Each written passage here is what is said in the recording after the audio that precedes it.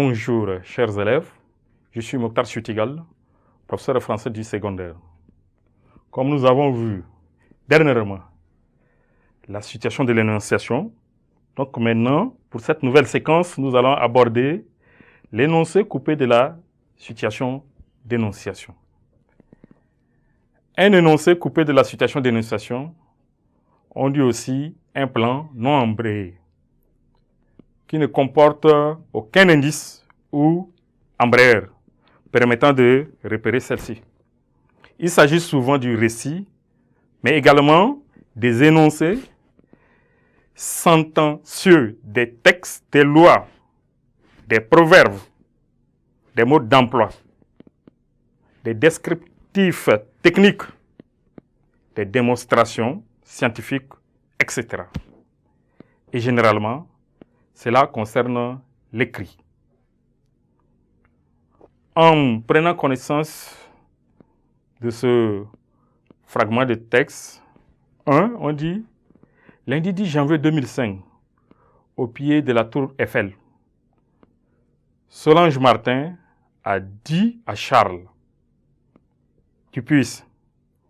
Les Parisiens se sont emparés de la Bastille le 14 juillet 1789. » L'énoncé. Les Parisiens se sont emparés de la Bastille le 14 juillet 1789 est produit par la situation d'énonciation suivante. 1. Nous avons l'énonciateur qui est Solange Martin. Le destinataire est Charles Dupuis. Le lieu de l'énonciation est au pied de la tour Eiffel. Et le temps de l'énonciation est le 10 janvier 2005. Voilà ce qui est de l'énoncé coupé de la situation d'énonciation. Mais cela ne s'arrête pas. Nous avons encore la suite. Cet énoncé, ne comportant aucun embrayeur permettant de mettre celui-ci en relation avec sa propre situation d'énonciation. Cet énoncé doit donc être analysé comme coupé de celle-ci. Cet énoncé était récit. Le lundi 10 janvier 2005, au pied de la tour Eiffel, Solange Martin a dit à Charles Dupuis, « Le silence est d'or, la parole est d'argent. » L'énoncé, le silence est d'or, la parole est d'argent, est produit par la situation d'énonciation que celle de l'énoncé précédent. On constate qu'à l'instar du premier, ce deuxième énoncé ne comporte aucun embrayeur permettant de mettre celui-ci en relation avec sa propre situation d'énonciation.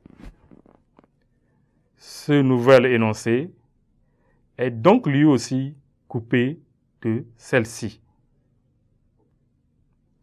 Cet énoncé est un proverbe.